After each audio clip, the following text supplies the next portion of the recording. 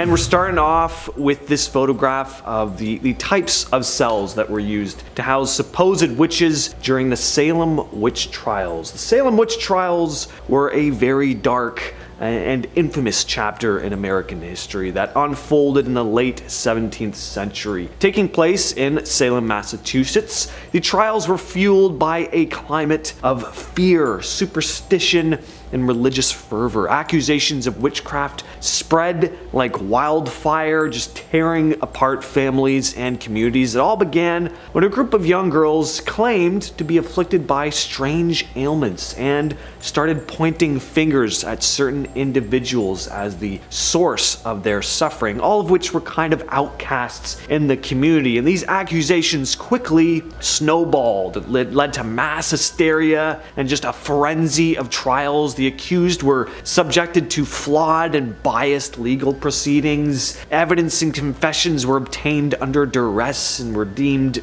admissible, and 19 innocent people were ultimately convicted and put to death. Historical documents and illustrations related to the Salem witch trials were often concealed by authorities seeking to downplay the events and distance themselves from the mass hysteria that was going on at the time. At number 9, we have Pope Pius XII's secret wartime documents. These documents, which were previously hidden within the Vatican's secret archives, were released in 2020, and they reveal some pretty intriguing stuff about the Vatican during World War II and the Pope's relationship with the leader of the Third Reich. These documents, spanning loads of pages, give us a peek behind the curtain, if you will, of Pope Pius's actions during one of the darkest times in history. People were hoping for some concrete answers about the Pope's stance during this time, but it turns out it's a bit of a mixed bag. Apparently there's no definitive evidence in these documents that he actively denounced the actions of the Third Reich, or was at least doing enough to try and help the people. And as it turns out, he even had contact with Mr. H himself. There is also some evidence, of course, he was working behind the scenes to try and aid in the war effort, but historians and scholars are having just a field day with this treasure trove of information, trying to uncover the truth about the Vatican's role in those tumultuous times. At number 8, we have Anneliese Michel. Most of you have probably seen this image before. It's incredibly harrowing, really sticks with you. No amount of horror movie makeup can replicate just how disturbing the image of this poor woman is. The case of Anneliese is a haunting and very tragic tale that unfolded in the 1970s. Anneliese, a young German woman, experienced a series of alarming physical and psychological symptoms that were eventually attributed to demonic possession. Convinced that she was possessed by demons, Anneliese and her family sought help from both medical professionals and the Catholic Church. Unfortunately, her pleas for assistance were met with a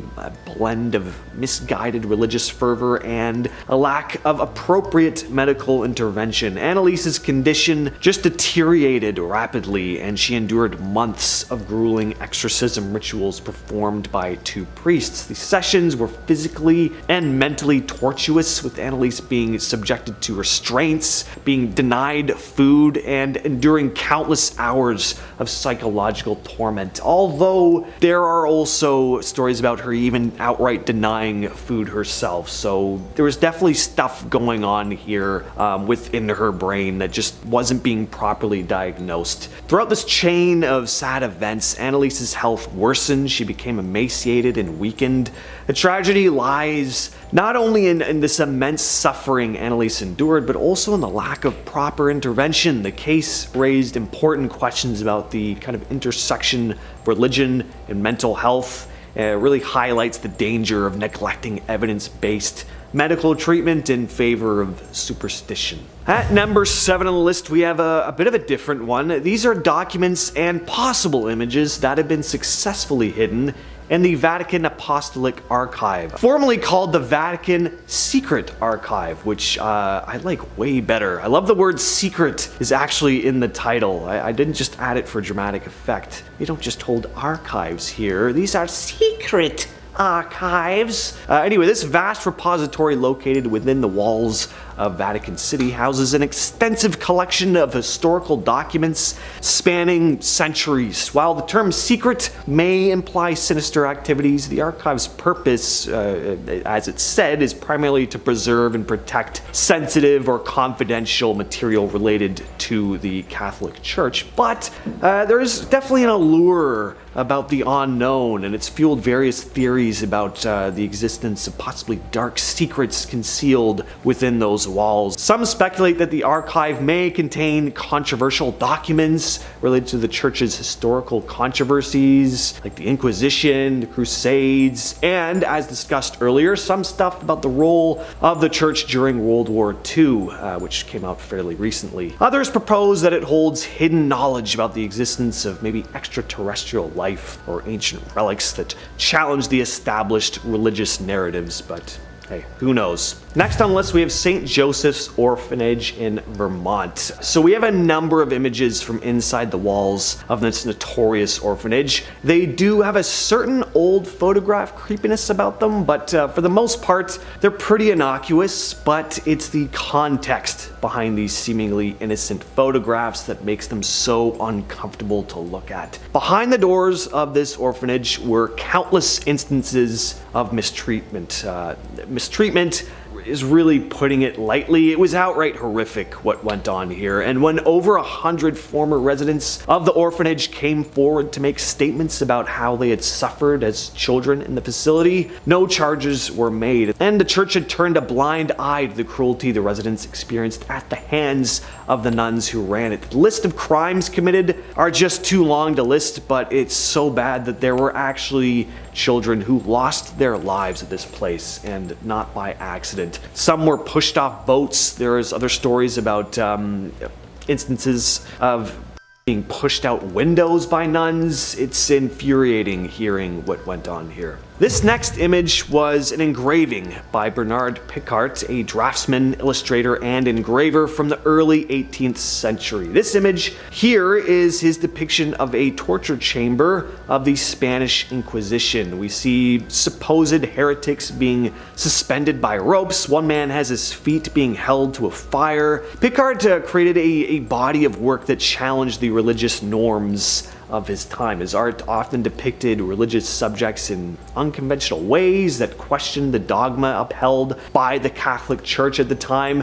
Picart's approach was met with disapproval a lot of the time and condemnation from the church, who considered his interpretations as blasphemous or heretical. But his willingness to depict religious figures and stories in a critical light led to his work being looked down upon and criticized by the church. Up next, we have this image. This is Dennis Rader, someone who upstanding members of the Christian faith would not be proud to learn that he is indeed a believer. Dennis Rader was a notorious American serial killer who terrorized the community of Wichita, Kansas from 1974 to 1991. What made Rader's case particularly chilling was the stark contrast between his heinous crimes and his seemingly normal everyday life. At the time of his arrest in 2005, it was revealed that Rader had served as a church leader, contributing to his image as this upstanding member of society. He was an active member of the Lutheran Church, holding positions such as president of the church council and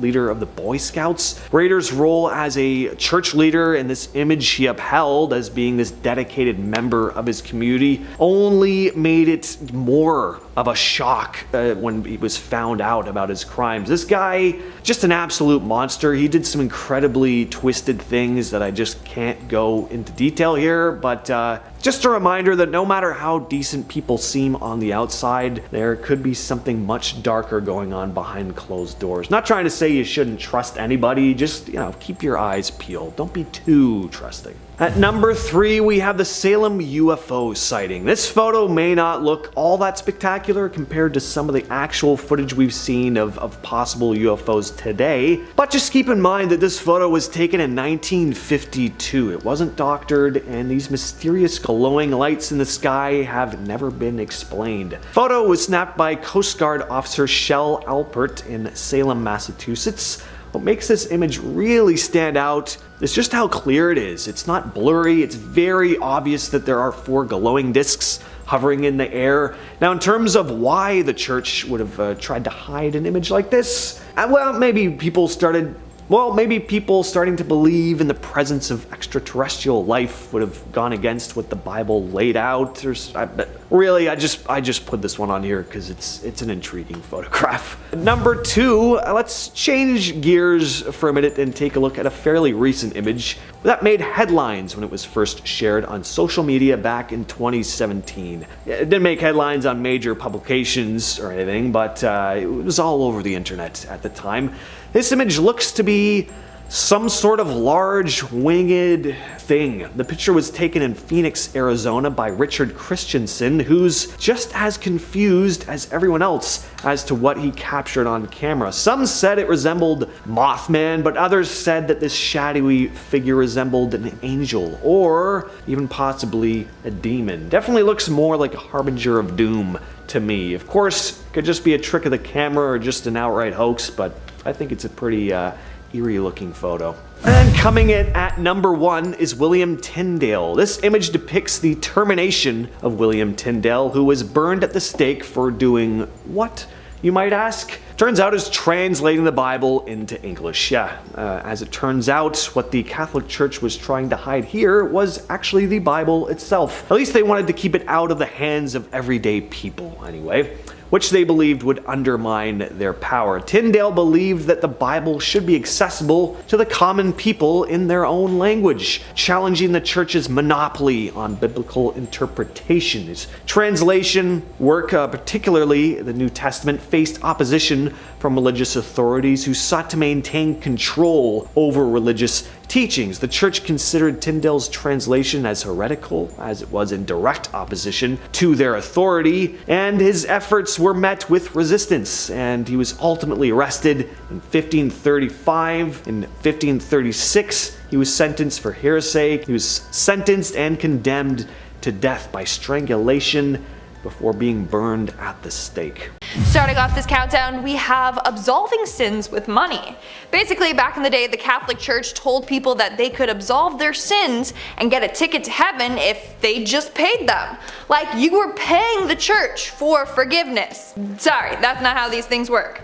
It also got to the point where people were paying for future sins. Not only that, they claimed that for a fee, relatives could get their deceased loved ones out of purgatory. And people fell for this all. Not only that, but poor people thought that they were screwed. They're like, if we sin, it's over. We can't afford to pay to get our sins forgiven. I wouldn't be surprised if the rich went around committing crimes and killing people, then being like, here's some cash, I'm all good now, thanks. In our 9th spot, we have imprisoning Galileo. In 1663, Galileo was like, science is greater than God. He also said that the sun was the center of the universe and claimed that the earth moved around it. I mean, he was on to something there, but just, he was slightly off. Anyways, the church didn't like these claims because it conflicted with the teachings of the church, so they imprisoned him. He was imprisoned in his home for years. I mean, they threatened him with torture, imprisonment, and even being burned at the stake, so let's just say he got off easy compared to those other punishments. It wasn't until 350 years later did the church be like, okay, yes, we agree, Galileo was on to something.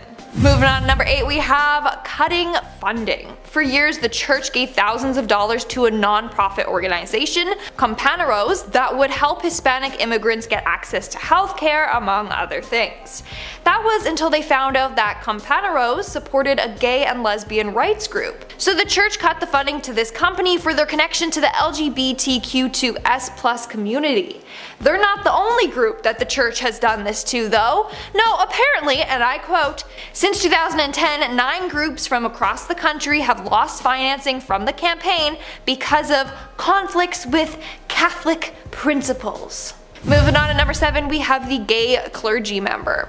In 2018, a secret Catholic group came forward claiming they had information all about their clergy member, Monsignor Jeffrey Burrell. They claimed that he was using the gay male dating app Grindr and would visit gay bars weekly. Now, let me just say, there's nothing wrong with being gay. What's wrong is shaming this poor man and outing him, and the poor man had to resign. Obviously, this is something the Catholic Church doesn't want us to know.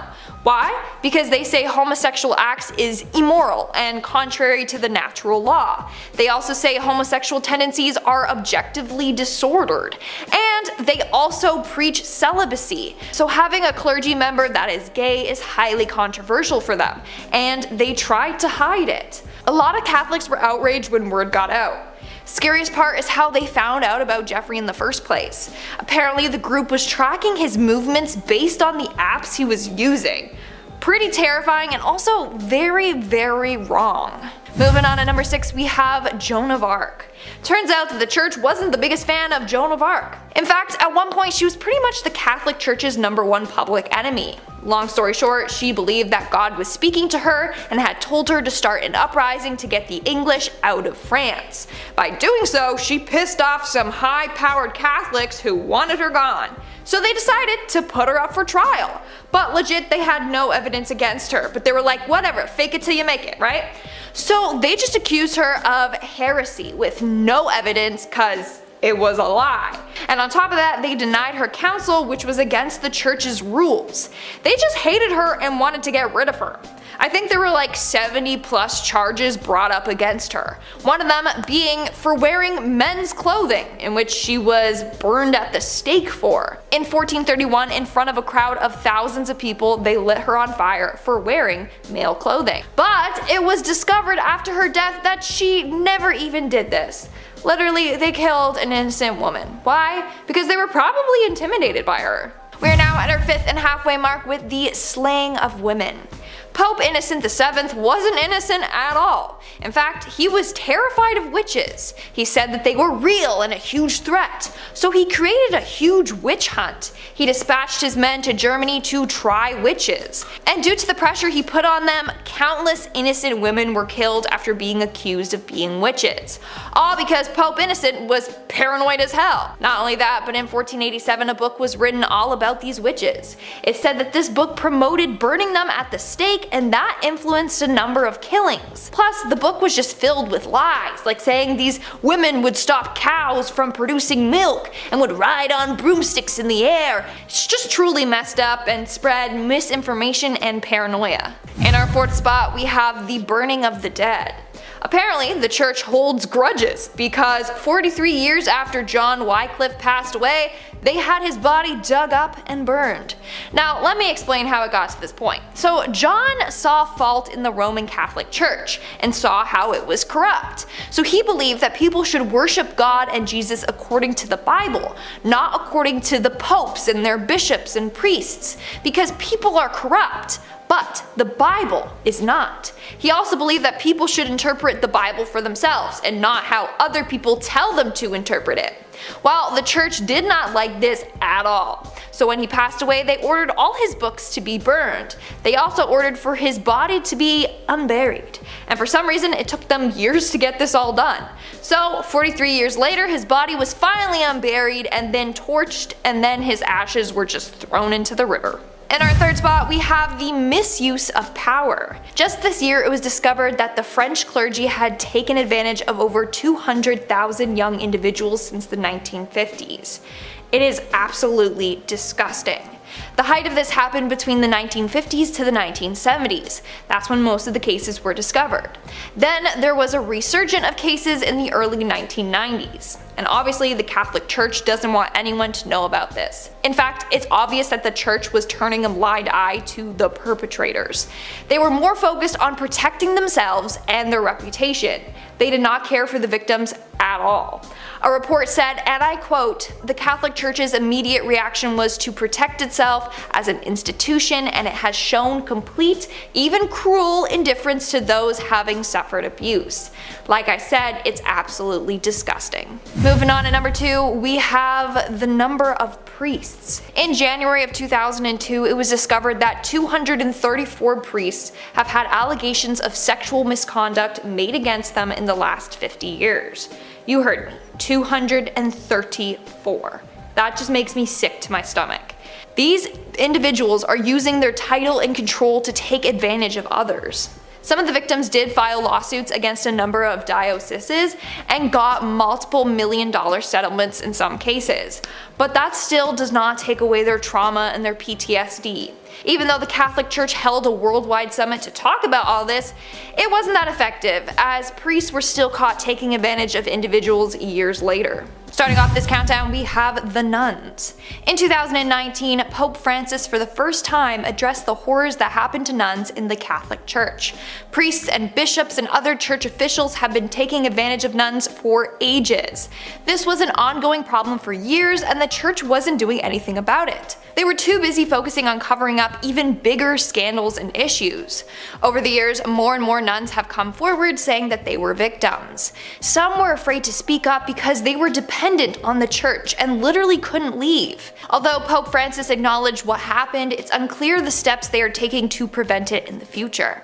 In our 9th spot today, we have the Knights Templar. So Philip IV of France, as well as the Catholic Church, are directly responsible for torturing and executing innocent individuals back in the 14th century. Basically, Philip did not like the Templars in Spain and wanted to get rid of them. So he sent out his men to round them up, arrest them, and then imprison them. He then accused the innocent men of terrible crimes like sodomy, heresy, and renouncing Christ. Any of those crimes were punishable by the death penalty. Again, they were innocent, he just wanted to get rid of the Templar order.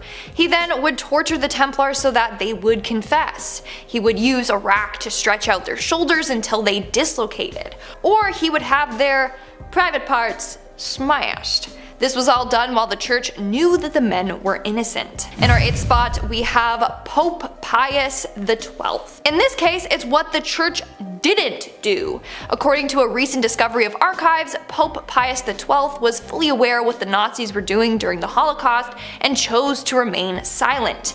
He knew of the mass executions of the Jewish individuals and he dismissed this all. In fact, he said that they were unable to confirm the crimes, so that's why he didn't speak up against them. It says a lot when they refused to publicly condemn the Nazis. In fact, apparently his silence was so that the Germans didn't come for them, so that the church could always be successful. They were just caring about themselves and not about the thousands of innocent individuals being killed. Moving on to number 7, we have the violent murders. Back in 1095, Pope Urban II gave rise to the Crusades during his reign as the head of the Catholic Church. He called all Christians in Europe to go to war against the Muslims. And it was not pretty. It literally said that they killed so many Muslims that the street ran with blood. And this was only the beginning. Waves of crusades continued until 1396, and although Catholics were not the only religion involved in mass violence, Pope Urban got it all started. And it was a violent time to say the least. Everyone was killed, no matter their age. Some people's heads were even put on sticks and then they would carry them around to scare others. Like, that is hella messed up. In our 6th spot today, we have William Tyndale. During the 16th century, William took it upon himself to translate the Bible into vernacular English, so that more people were able to read it. But for some reason, the Catholic Church did not like him doing this, which is weird. Wouldn't they want the Bible translated so more people would become followers of it? Anyways, William actually had to go into hiding because the church was coming for him. They even burned copies of the Bible that were being smuggled around Europe. In the end, William was captured, tried for heresy, and then burned at the stake. He literally did nothing wrong. Want to know something even more messed up? Years later, the church was like, ah yes, let's translate the Bibles. They then turned to William's translations and used a whole lot of it, and then they never even apologized. Ridiculous. We are now at our 5th and halfway mark with Pope Alexander VI. So, Pope Alexander VI was said to be one of the worst popes in history. Why? Well, he is known for something known as the Banquet of Chestnuts. He basically invited 50 women over and told them to strip for him. Then he threw chestnuts on the floor and forced the women to get on their hands and knees and just surround their feet like animals. To make matters worse, he told the men that he invited that he would give the man who could get it on with the most women jewelry or fine clothes. So then they were all fighting over these women. This guy was hella corrupt and sick. Not only that, but he liked to watch horses get it on. That is disgusting. In our fourth spot today, we have the cover-ups. So a lot of shady stuff has gone down with the Catholic Church. There's no denying that. For years, the church knew all about the scandals surrounding the leaders of the church and how they would take advantage of innocent individuals, but they kept brushing this issue under the rug. Then in 2001, the Vatican told them that any cases should be reported directly to the Vatican hierarchy. Years later, they still weren't dealing with any of these cases.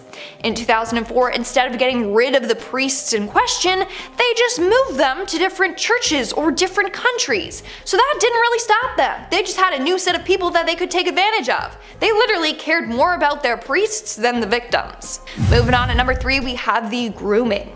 Over the years, people of power at the church have groomed a number of young individuals. Today, I'm sharing the story of Michael. When he was young, he was groomed and forced into doing things he didn't want to do. One of the brothers of the church would bring him to Broadway shows and movies. This was all part of the grooming process. Then when he entered the congregation of Christian brothers, that's when he was abused and groomed by 4 or 5 different men. This is absolutely disgusting, and of course the church would do any and everything to make sure Michael's story or others didn't get out. In our second spot, we have the funding.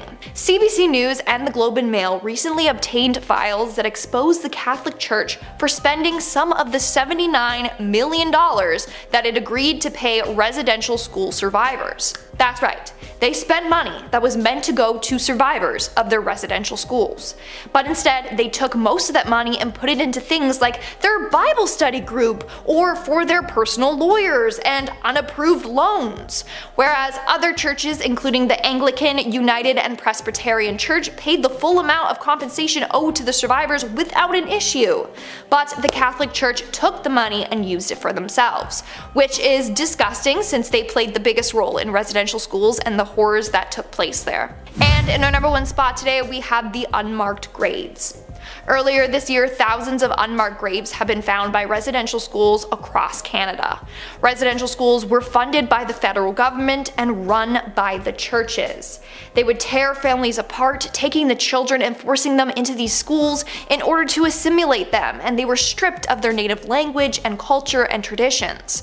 While in the schools, they were treated terribly. They were neglected, tortured, and even murdered. In these unmarked graves, thousands of innocent young individuals were found. This went on for 120 years. Tens of thousands of Indigenous children were sent to these schools.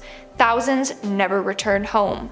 Currently, the grounds are being searched for unmarked graves at the Mohawk Institute, and soon more and more residential school grounds will be explored. And sadly, we all know more bones are going to be unearthed. It's a very sad and tragic reality. Starting off in our number 10 spot, we have St. Michan's Church in Dublin. This may be a church surrounded by the artsy urban setting of Dublin, but if you go deep inside the church, you will find mummies. Yep. Mummies. Its limestone vaults keep the air dry, which makes it the perfect holding area for preserving them. The church was built in 1095. Yep. Old. And it is said to have likely been a temple burial site before it became a church. To paint a picture of the crypts of the church, they of course have stone walls, are extremely dusty, and they're filled with coffins. And probably the devil is hiding behind them. Cute story time. When my brother was young, he saw a poster of The Mummy, the movie, and he said to my dad, "Dad, what about the daddies?" And that's what I think about every time someone brings up mummies. Ah, my brain. Coming up in our number 9th spot today, we have the Duomo of Cosenza, Italy. We were bound to have one church from Italy in here, as, well, Italy is seemingly only churches. I did a bus tour throughout the country, so I would know. This is a church in an ancient part of Italy, and it is so old that nobody knows when it was built. You would think that archaeologists would be on that and figure it out by this point, but as such, they haven't figured it out quite yet. Probably because it is haunted. Dun dun dun, by Satan himself. The church became a cathedral around 1184, and its architecture is supposed to be a sight to see. The church also has many burials on site and is home to the bones of its first priest. Humans are fascinating. Do you ever think about why we keep the bones of something that once was in a box and then put under the earth so that we can visit the place where it was buried every year even though we can't see it? It's just a solution for our mind to be at peace with the concept of death. We're just fascinating. Okay, moving on to our next terrifying church. In the number 8 spot, we have the Church of the Assumption of Our Lady, Guadalajara, Mexico. But don't be fooled, it may look old and terrifying from the outside, but it is just as old and terrifying from the inside. However, it does have one really cool aesthetic that all the other churches are jealous of. On the perfect time of day, when the sun hits it on its right angle, the church's bricks seem to glow with a fiery orange, just representing the depths of hell itself. I'm just joking. Inside its walls, it has neo-Gothic vaults with impressive artwork from the modern and late medieval period. But it also has a beautiful collection of mummies on display. Among the bodies is a child who was killed for converting to Catholicism in the 1700s. There have been many people over the years that have claimed to see her eyes blink and her hair move.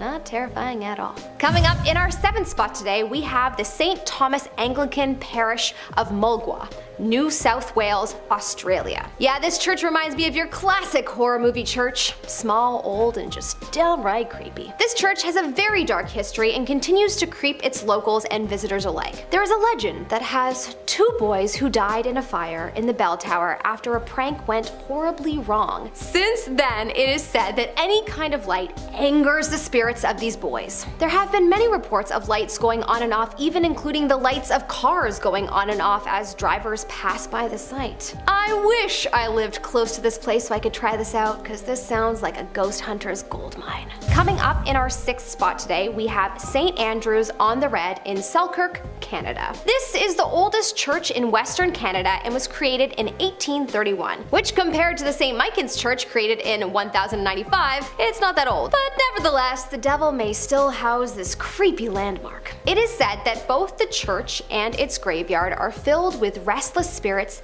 that had died from tuberculosis and many varieties of the influenza. It's also the resting place of a lot of the earlier settlers and HBC officers. Visit at your own risk. In our 5th spot today, we have St. Michael's Chapel in Hallstatt, Austria. A beautiful church surrounded by a truly spectacular view of the mountains and an alpine lake. But inside, you will find the largest collection of painted human skulls. I'm sorry, come again, Melissa? The largest collection, which means there are other collections out there. What on earth made someone look at a skull and think, yes, I think I should paint this? Just why? Someone out there is thinking, because art. This is also a chapel that was made during a time when Catholics believed that they had to be buried in a consecrated ground so that they could rise from their graves when the end of the earth came. Were they predicting a future apocalypse, aka Walking Dead style? Hopefully? Not hopefully. But since this was such a popular need, the graveyard actually became quite crowded. And so, as a result, naturally, they decided that the solution of storing bones for religious displays was a viable solution. As for the person who decided that painting those bones would be fun and aesthetically pleasing to see, we have no name. Satan sounds like a good name to me.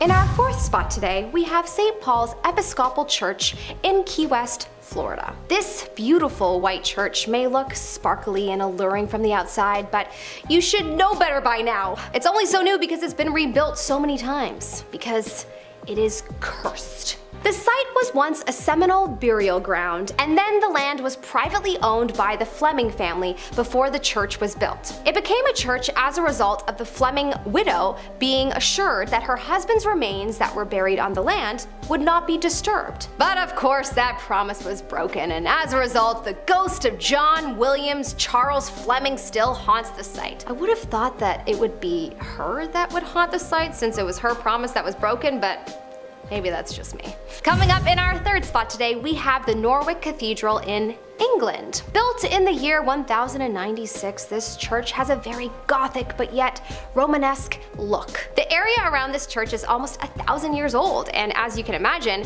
there have probably been a lot of ups and downs within these years. As a result of such a turbulent history, it is believed that there are many spirits wandering the surroundings. Some believe it to be previous bishops and priests and possibly nuns, and some believe it to be people who were burned at the stake. Personally, I think it's the latter. If I were burned at the stake, you better believe I'm coming back to haunt you. Gosh, I'm so glad to be living in 2022. In our second spot today, we have the Roslin Chapel in Scotland. Known for having the finest architecture in Scotland, the church was founded in the 15th century. There are many ghostly legends surrounding this church, including the White Lady, who was believed to have been cursed by an evil spirit and is waiting for her knight to save her. People have said to have seen a barking dog spirit and the ghost of many monks walking around.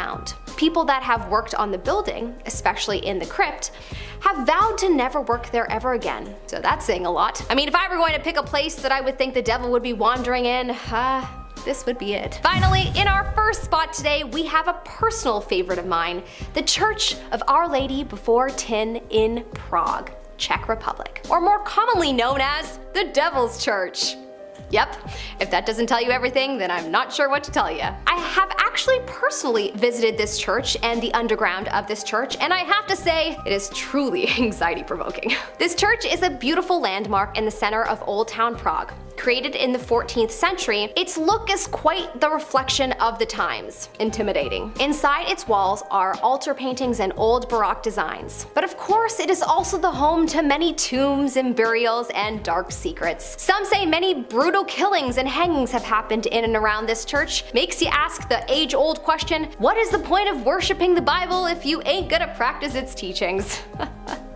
Humans are a mystery to me. Number 10. Clara Germana Cele. Clara Germana Cele was a South African Christian girl who in 1906 was said to be possessed by a demon. She is said to have been possessed when she was a schoolgirl at St. Michael's Mission. Clara was an orphan, and at the age of 16 she allegedly made a pact with Satan, and this is said to be the cause of her demonic possession. In an account written by a nun, Clara was said to be able to speak languages of which she had no previous knowledge. This fact was also witnessed by others who recorded that she understood Polish, German, French, Norwegian, and all other languages. The nun also reported that Clara demonstrated clairvoyance by revealing the most intimate secrets and transgressions of people with whom she had no contact. Also, Clara could not bear the presence of blessed objects and seemed powered with extraordinary strength and ferocity, often hurling nuns about the convent rooms and beating them up. According to some, Clara was said to have levitated 5 feet in the air, sometimes vertically and sometimes horizontally, and when sprinkled with holy water, she was reported to have come out of the state of her satanic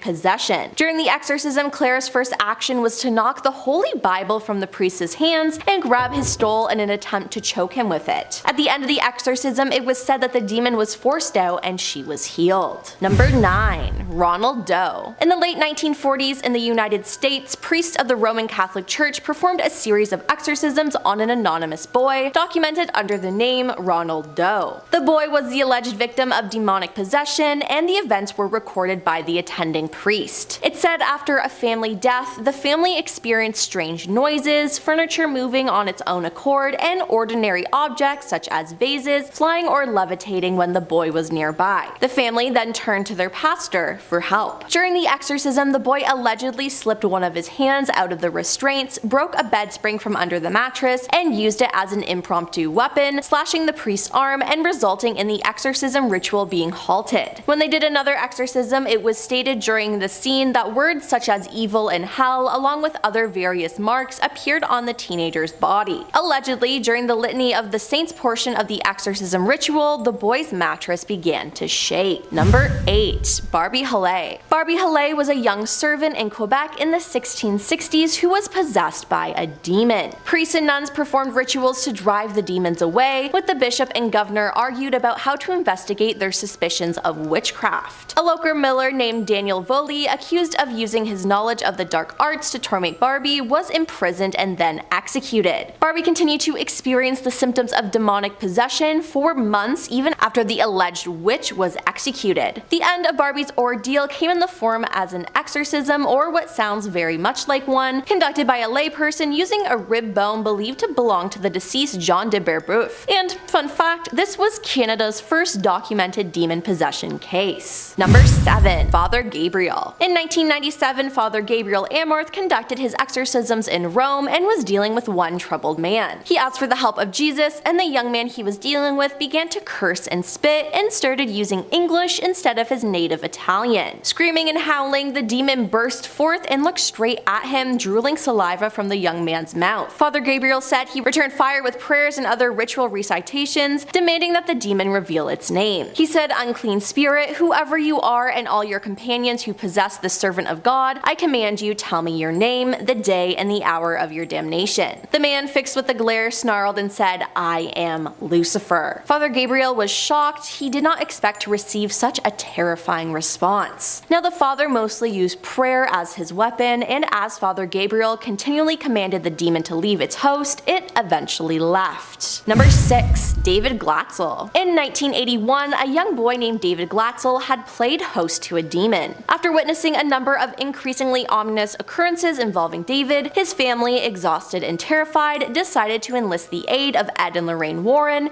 in a last-ditch effort to cure him. David's family had seen him being beaten and choked by invisible hands, and that red marks had appeared on his neck afterward. David also started to growl, hiss, speak in otherworldly voices, and recite passages from the Bible as well. The Glatzel family, along with the Warrens, then proceeded to have a formal exorcism performed on David. They did many exorcisms on David, and Lorraine said that David levitated, ceased breathing for a time, and even demonstrated the supernatural ability of precognition. During his exorcisms, there was also a rocking chair in the room that would allegedly rock on its own, levitate, and even vanish and reappear. David and Lorraine also have claimed to see the devil sitting in it. Number 5. Arnie Johnson. And that leads us to our next point of Arnie Johnson. During one of David's exorcisms, Arnie coerced one of the demons to possess him while participating. Afterwards, Arnie's personality completely changed. He would fall into a trance-like state where he would growl and hallucinate, but later have no memory of it. Then one day, after he and his girlfriend Debbie's landlord was drunk and misbehaving, Ernie ended his life. The day after the incident, Lorraine Warren informed the Brooklyn police that Ernie was possessed when the crime was committed. The case then went on to trial, where Ernie's defense was demonic possession and the devil made me do it. The jury deliberated for 15 hours over 3 days before convicting Ernie of first-degree manslaughter. Though he was sentenced to 10 to 20 years in prison, though he only served 5. Number 4. Michael Taylor. Michael Taylor became notable in England in 1974 as a result of the Ossett and his alleged demonic possession. Michael lived in Ossett, West Yorkshire, working as a butcher. In 1974, his wife, Christine, stated to a Christian fellowship group to which Michael belonged that his relationship with the lay leader of the group, Marie Robinson, was carnal in nature. Michael admitted that he felt an evil within him, and during the next meeting, Michael received an absolution, but nevertheless, his behavior continued to become more erratic. As a result, the local vicar called in other ministers experienced in the deliverance in preparation to cast out the demons residing within the man. The exorcism, which occurred on the 5th and 6th of October 1974 at St. Thomas's Church in Galber, was headed by Father Peter Vincent and was aided by Methodist clergyman the Reverend Raymond Smith. The exorcists believed that they had, in an all-night ceremony, invoked and cast out at least 40 demons. At the end, exhausted, they allowed Michael to go home, although they felt at least 3 demons were still left with him. Number 3. Julia. Dr. Richard Gallagher had a girl named Julia come to his house and tell him that she was possessed. Julia exhibited a series of behaviors that constituted a once-in-a-century possession, from speaking in languages she claimed not to have known to allegedly levitating for over half an hour during an exorcism. "I know I'm possessed," Julia told Richard during a consultation. "I space out and then I don't recall what happens. They tell me a voice comes out of me. I don't know. I don't remember anything. It's a demon, I'm sure." Objects objects would fly off shelves around her. She somehow knew personal details about Richard's life, like how his mother had died of ovarian cancer, and the fact that the two cats in his house went absolutely berserk fighting each other the night before one of her sessions. Julia even found a way to reach him even when she wasn't with him, he says. He was talking on the phone with Julia's priest one night when both of the men heard one of the demonic voices that came from Julia during her trances, even though she was nowhere near a phone and thousands of miles away. Number 2. Anneliese Michael. Anneliese Michael was a German woman who underwent 67 Catholic exorcism rites during the year before her death. When she was younger, she experienced a seizure and was diagnosed with psychosis caused by temporal lobe epilepsy. Shortly thereafter, she was diagnosed with depression and was treated by a psychiatric hospital. By the time she was 20, she had become intolerant to various religious objects and began to hear voices. After the taking of psychiatric medications for 5 years failed to improve her symptoms, Anneliese and her family became convinced that she was possessed by a demon. As a result, her family appealed to the Catholic Church for an exorcism. While rejected at first, 2 priests got permission from the local bishop in 1975. The priests began conducting exorcism sessions and the parents stopped consulting doctors. She became increasingly scary, speaking about dying to atone for the wayward youth of the day and to the apostate priests of the modern church. A total of 67 exorcism sessions, 1 or 2 each week, lasting up to 4 hours each, were performed over approximately 10 months in 1975 and 1976. And coming in at number 1 is Anna Uckland. Anna Uckland's demonic possession and exorcism occurred over several decades, culminating in an extensive exorcism that lasted from August 18th to December 23rd, 1928 in Erling, Iowa. Anna was said to have exhibited symptoms similar to possession beginning as a young girl and was 46 years old during her final exorcism by Father Theophilus Riesinger, a Roman Catholic priest. She would levitate, howl, and hang from the frame of a doorway. The extensive exorcism resulted in deterioration of her body as she refused to consume food, also vomiting foul debris and what appeared to be tobacco leaves. Her head, lips, and face reportedly swelled, and she was also able to speak in multiple languages unknown to her. Anna was believed to be possessed by Judas Iscariot as well as Jacob, her own father, who had cursed her with the help of his lover, and her aunt Mina. On December 23rd, the final day of the exorcism, Father Riesinger commanded the demons in the name of the Father, the Son, and the Holy Spirit through the intercession of the Blessed Virgin Mary to depart to hell. Anna collapsed on her bed and began to shriek, Beelzebub, Judas, Jacob, Mina, followed by hell, hell, hell. She opened her eyes and then spoke in her own voice saying, My Jesus, mercy, praise be Jesus Christ. The exorcism was successful, and Anna's case is considered by theology and paranormal scholars to be one of the most abundantly documented cases of possession in the 20th century, including a profile in the 1936 issue of Time magazine. Starting us off at number 10 is an alien demon. This clip first surfaced back in 2019 after a woman named Vivian Gomez was checking her security camera footage one morning. In this clip I'm about to show you, there is a creepy, pale, gaunt looking creature who walks, or whatever you want to call it, across her driveway, and I mean, I don't blame her for being freaked out. So as you can see, there is a very weird little humanoid looking creature that would for sure make me question my sanity if it popped up on my security footage.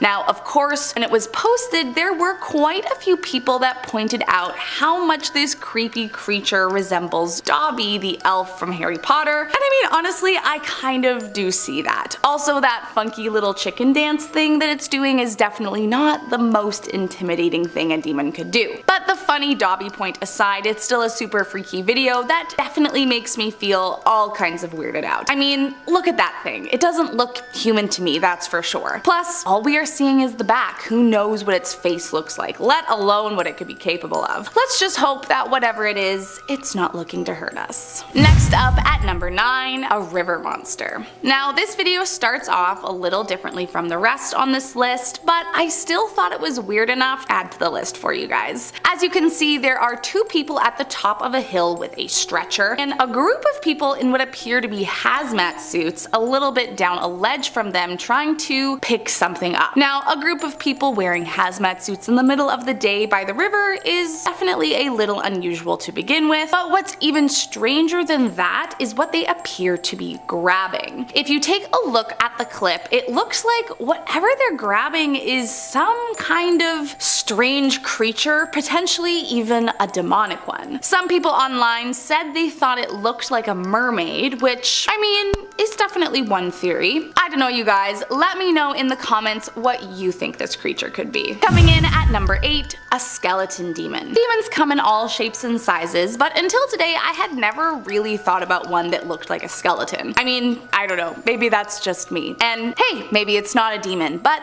then you can tell me what this creature might be. As you can see in the clip here, it looks like this came from some security footage, and right there, as you can see, is a creepy demonic alien skeleton thingy that will probably be etched into my brain for many days to come. But then something spooks it and it disappears behind a bush, and that's it. That's all we see of this terrifying creature. Now, some people online think this one could be a hoax, but I don't know. What do you guys think? Could that be a freaky skeleton demon coming to haunt you in your sleep? I sure as hell hope not. Next up at number 7, a demon possession. Now, don't get me wrong, I love ooky spooky content as much as the next person, but that doesn't mean I'm looking to get mixed up with demons or hoping to catch one on a ghost hunt. These guys, however, posted a video of their ghost hunt a little over a year ago to YouTube entitled "The Scariest Video You Will Ever Watch." Now, that's a pretty bold statement considering what is on the internet these days, but to be fair, there is a pretty freaky moment where it looks like one of the guys gets possessed. So as we can see, the lights are flickering, you know, classic demon stuff, and so they head into the room to investigate. But the creepy part comes when the guy holding the camera turns back and sees his friend with completely jet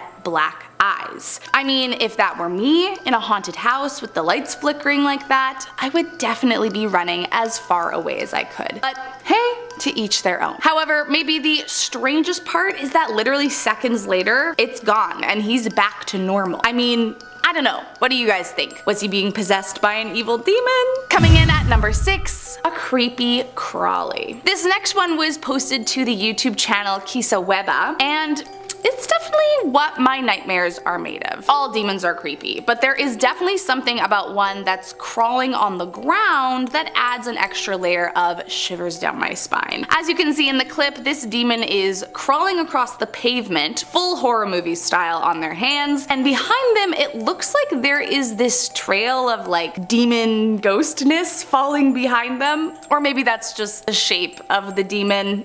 I'm not totally sure. Either way, it is an incredibly demon looking thing to me, but whatever it is, I would 100% not want to run into this on my nighttime walk. That is for sure. Next up at number 5, a pale creature. This next clip is creepy to say the least. It was first posted to Twitter by the username ParanormalityM, and it immediately had just about the entire internet freaked out. In this clip I'm gonna show you here, there is an almost ghoulishly white creature that is probably one of the most indescribable things I've ever laid eyes on. I mean, you take a look for yourself and see, right?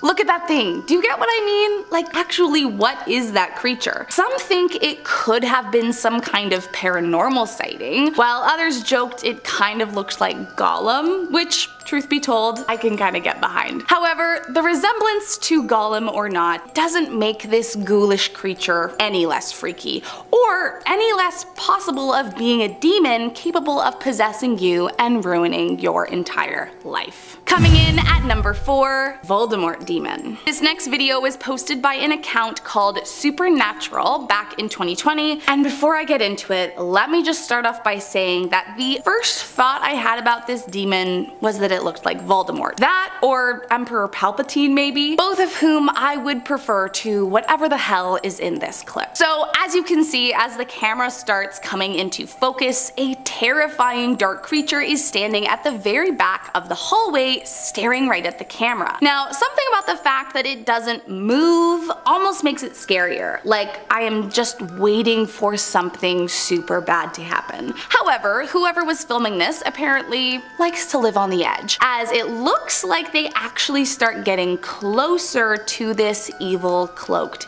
demon. But then, completely out of nowhere, this Voldemort demon straight up falls away and disappears. I mean, look at that. Like, what is happening there? If there is one thing that is scarier than seeing a demon, it's seeing that demon disappear and having no sweet clue where the hell it went. Coming in at number 3, Monster Under the Bed. Thanks to horror movies, there are many people out there who are nervous to sleep with their toes outside of the covers on the off chance that a demon will come and grab them in the night. And listen, I'm not saying it makes complete sense, but I'm also saying that I might be one of those people. Now, while I'm not 100% sure, it seems like this might be footage of someone that's being possessed by a demon. That or it's a humanoid kind of creature, but either way, it's spooky and not anything I would ever want to come into contact with. In the clip here, you'll notice it starts on the bed, then is abruptly seen standing with its back to the camera before the clip jumps, and all of a sudden, this demon is shaking the bed by the bars like a maniac. This clip continues on to show the ghoulish white figure standing in the corners or contorted around the bed until maybe the creepiest part, when this demon looks as if it starts eating its own flesh? Listen, tell me what you see here. To me, this looks like a freaky demon possession that would 100% ruin my sleep.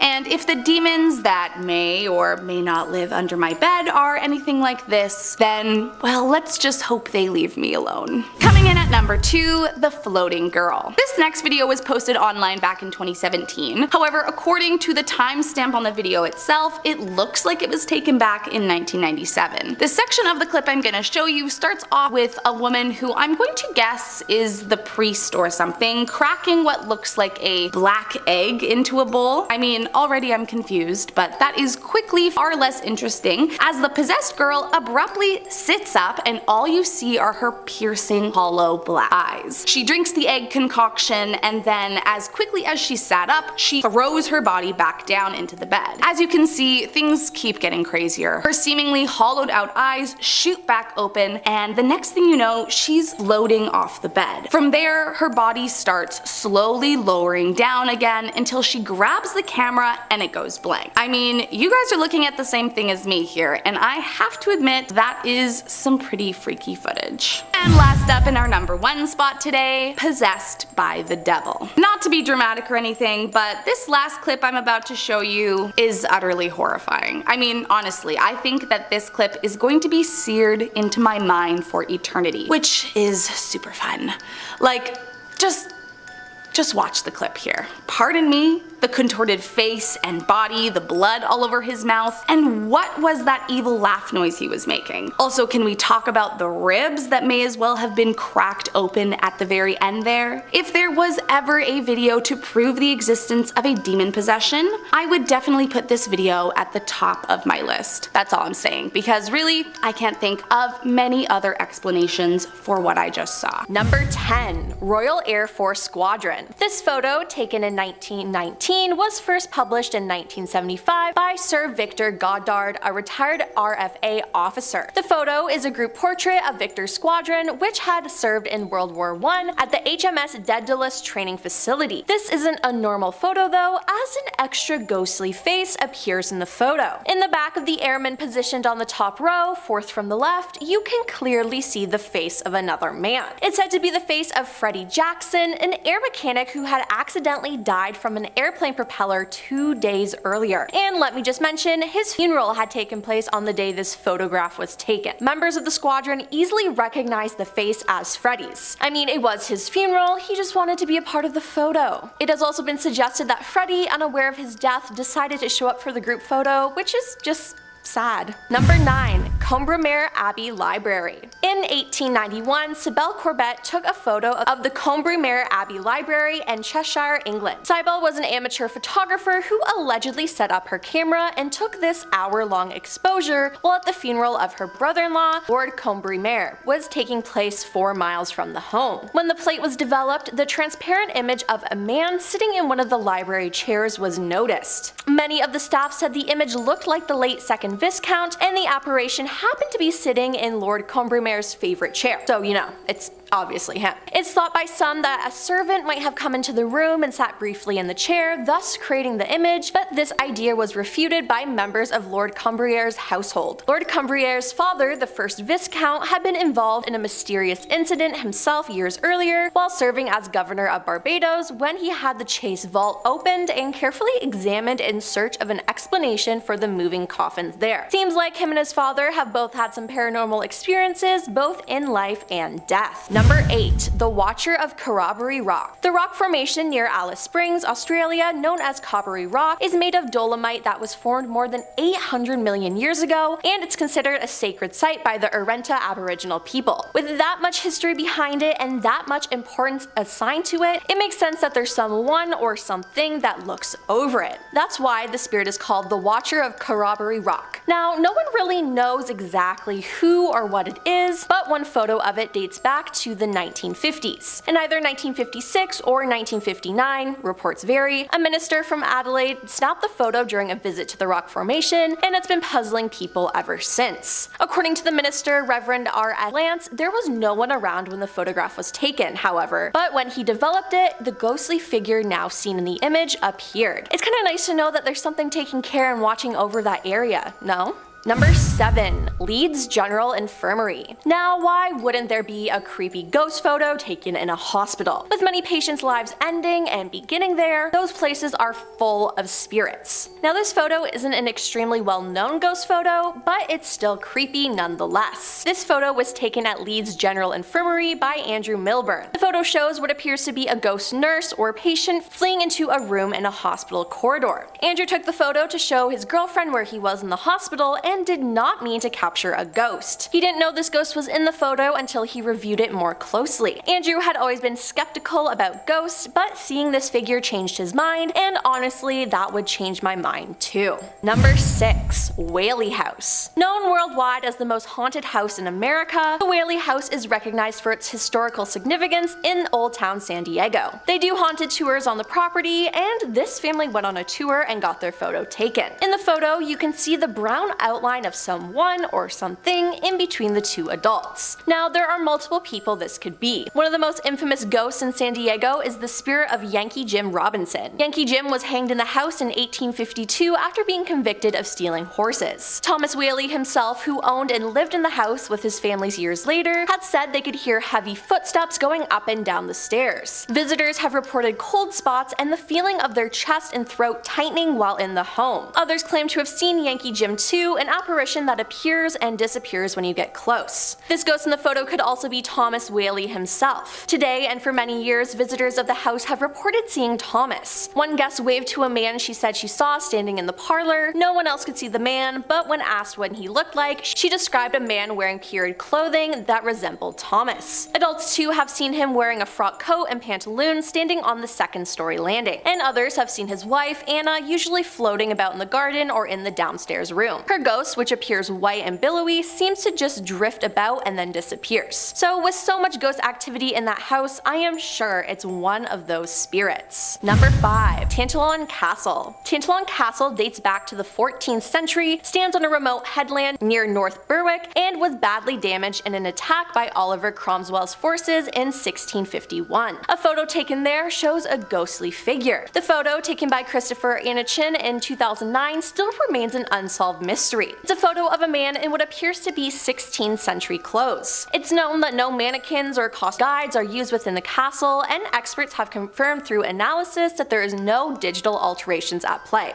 Even skeptics have been left baffled by the image after tests confirmed no technological trickery is at play. Psychologist Professor Richard Wiseman from the University of Hertfordshire, who studied the picture, said the figure appears to be in a period costume, but we know 100% that the Tantallon Castle is not the sort of place that has mannequins or costume guides. Seems like an old spirit just wanted to take a look outside. Number 4. Nottingham Galleries of Justice. One of the best ghostly sightings caught on film is this spooky black figure photographed by Simon Brown, who is a qualified parapsychologist. He was spending the day at the old Galleries of Justice with his brother and was simply taking photographs of the building. Although Simon says he didn't notice anything while taking the images, when he downloaded them onto his computer, he noticed what appeared to be a black figure shadow that seemed to have walked through a brick wall. Staff at the galleries have corroborated Simon's story, saying that they too have seen similar figures and have experienced similar paranormal encounters, but have not yet been able to capture anything on film. They've seen ghostly apparitions, dealt with poltergeist activity, and had doors slam on their own. Simon also mentioned when discussing the figure that it appeared to be in turn-of-the-century prisoner dress, dragging a leg behind him as though he was in chains. All I can say is creepy.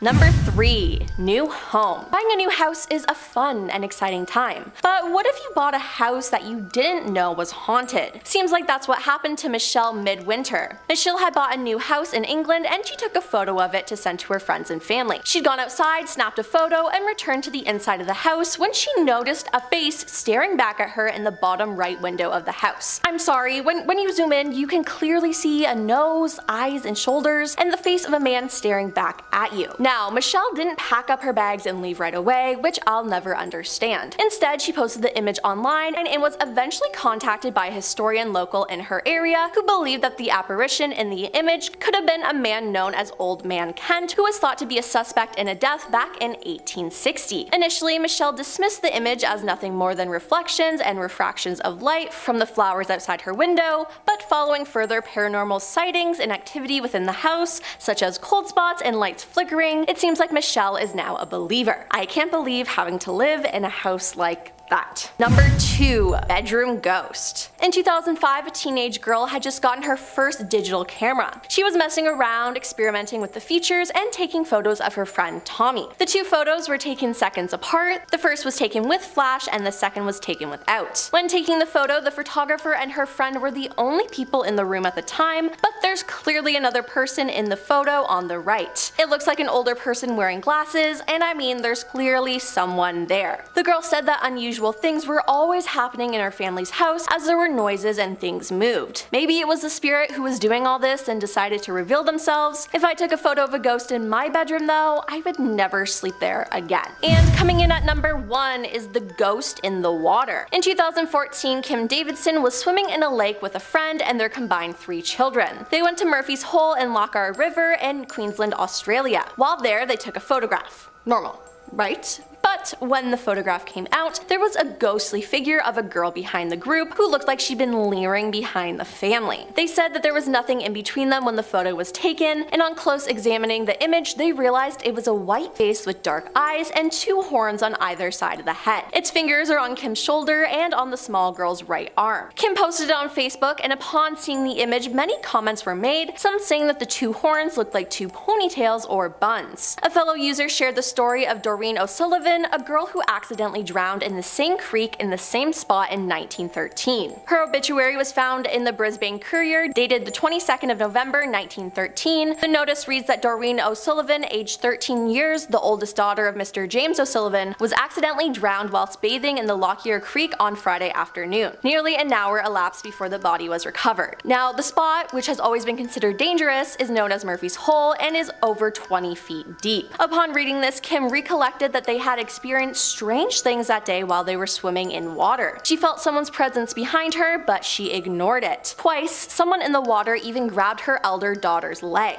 This made Kim believe in the presence of a spirit in the water. By looking at the picture, she was convinced that the unknown face was that of Doreen. Kim got 2 paranormal experts to check out the photo, and after investigating the photograph carefully, they concluded that the shape of the image was that of a child. In our number 10 spot, we have the Vatican Library. The Vatican Library is a very secret library closed to the public. The only people that have access to it are popes and people that have gone through a lengthy screening process, and even then, they need to know exactly what they are wanting information on and will only be given info on what they ask for. This library is the top secret library with history and documentation since the beginning of time. The amount of dark gossip that is within those walls, I'm sure, is exponential.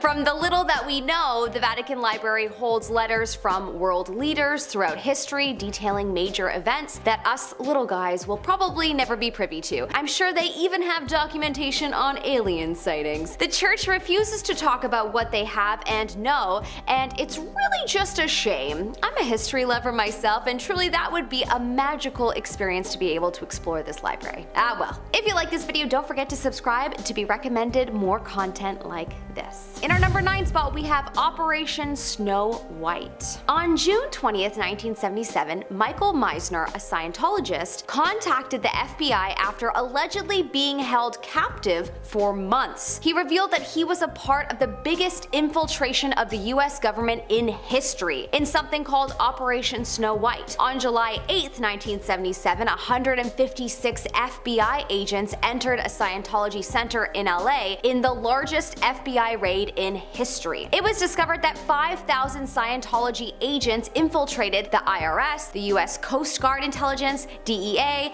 etc. There were bugged offices, planted false information, stolen files, and so much more found. Apparently, the goal of this initiative was to remove any bad reports about Scientology. Some of the founders were sentenced to a few years in jail because of these crimes. They definitely want you to forget about this, but I'm sure they have done it again, and I'm sure other churches and organizations have done the same thing. We just haven't heard about it, and perhaps they haven't been caught. In our number 8 spot, we have exorcisms. This one shocked me. I knew that priests could do exorcisms, but I didn't realize that this is something that they do much. I truly thought that exorcisms were done more often in the movies to young girls doing the crab walk down the stairs. Yeesh, thinking of that scene gives me the shivers. Anyways, apparently the Vatican had a chief exorcist named Father Gabriel Amorth, who had served over 60 years to the church and had performed over 160,000 exorcisms. Excuse me? Wow. How have there been that many people infiltrated by demons and this info isn't more widely talked about? Also, that is just this guy's number. Apparently popes and priests around the world perform exorcisms all the time. I'm shooketh.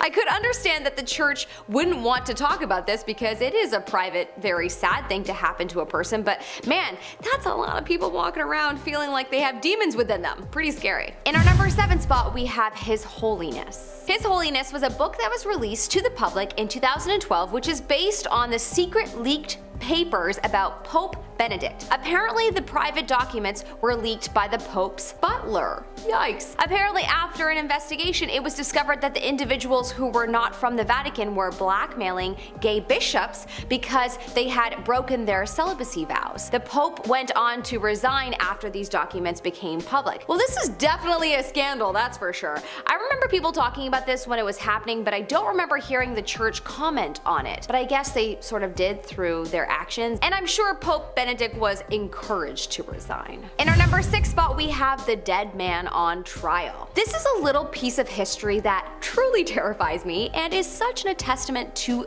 those times. In 897 AD, a literal dead man was put on trial. The man had been dead for 7 months. He had been dressed for the occasion by someone whom I'm sure was traumatized afterward. His name was Pope Formosus. He was being put on trial for acts that he had committed in his life. He had a lawyer and everything. He was found guilty and stripped of his former title as Pope, and everything he formerly did was declared void. His body was stripped of his clothes and put into rags before he was thrown into a river, the Tiber River in Italy, specifically because this river was where a lot of criminals' bodies were disposed of. Pretty gross. I wonder if there are any ghost haunting stories from this river. I bet you there are.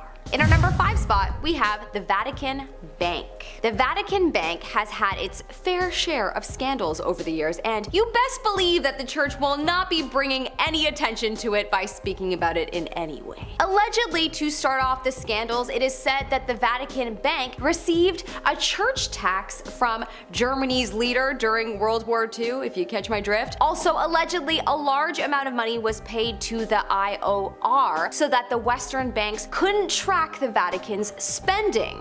The details have never been released to the public, so Lord knows where they put their money. But why would you want to hide your money in the first place? Perhaps so that no one would know what you're up to if you're up to no good, but also possibly because someone might be a threat and that might be a reason to shield what you're doing. Either way, the secrecy is questionable. In our number 4 spot, we have mental illness in the church. When researching for this video, one of the things that shocked me was the amount of people that spoke about how the churches do not handle mental illness very well. You would assume that it would be approached with love and compassion and guidance to get help. But the common theme is that people have been told to just pray and it will make the illness go away. Some believe that this thought process stems from the very old thinking that mental illness stems from demons being in one's body, and so people are being told to pray them away because that's what was always done if someone needed, an exorcism or to get rid of an attached spirit. The biggest problem is that issues go untalked about. The people bottle it up inside, and when prayer doesn't work, the person dealing with the mental illness feels like a failure or like they don't have enough faith. Hopefully this is something that churches of all religions work on improving, as this is just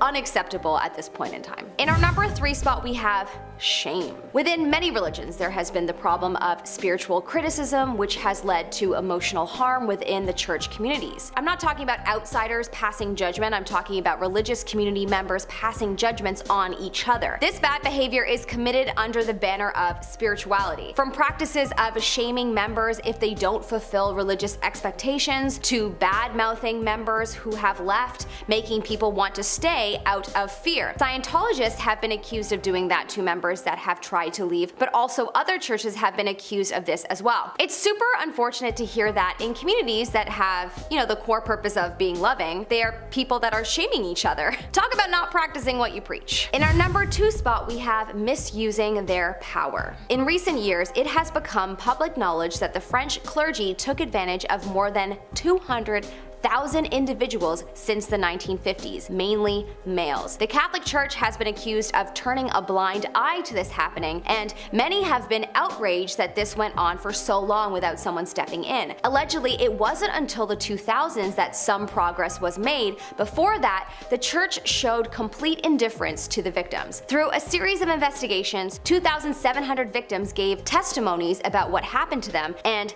thousands were identified through archives. A wide-range study showed that there could be up to 330,000 victims. In recent years, about 2,900 to 3,200 priests have become suspects to these crimes. Wow. Truly despicable. I hope that there is some kind of justice for these victims. In our number 1 spot, we have the Salem witch trials. Most people believe that the witch trials were a result of many things: bad weather, a poor government, and paranoid leaders. But what a lot of people may not be aware of is the idea that the Catholic and Protestant churches possibly used the trials to compete with each other for followers. Pretty dark. History.com reported that economists Peter Leeson and Jacob Russ believe that, quote, the two churches advertised their finesse at persecuting witches as proof that they were the best church to join if you wanted protection from Satan. Witches, after all, were doing the bidding of Satan, so getting rid of them was a way to protect people from them. Wow. Well, that will definitely persuade 1 or 2 people, that's for sure. It has also been noted that the Catholic Church did not fear or acknowledge witches in history until the Protestant Church became a competitor threat.